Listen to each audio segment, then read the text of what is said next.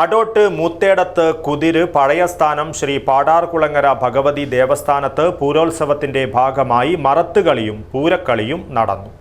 New ജനറേഷനുകൾക്കിനി new gen കോഴ്സുകൾ പഠിക്കാം. ശ്രീശങ്കരാചാര്യയിലൂടെ അഭിരുചിക്കനുസരിച്ച് തിരഞ്ഞെടുക്കുവാൻ നിരവധി കോഴ്സുകൾ, അതിവേഗം ജോലി നേടാൻ Sreesankaracharya. Gulf bazaar building near new bus stand, Kasaragod. Contact 8547508088.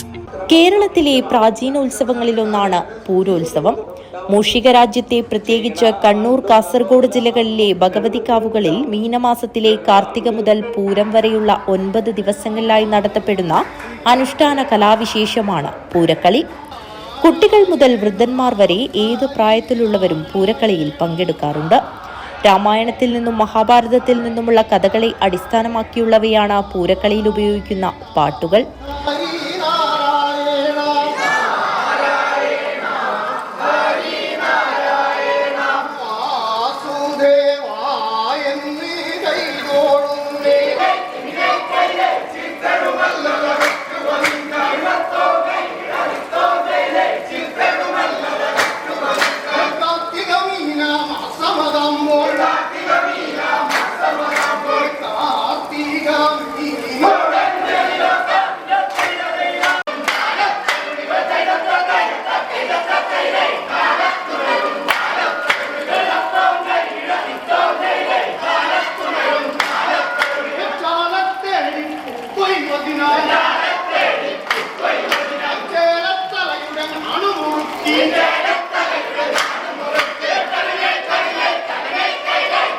കത്തിച്ചുവെച്ച വിളക്കിന് ചുറ്റുമാണ് Poorakkali നടത്തുന്നത്.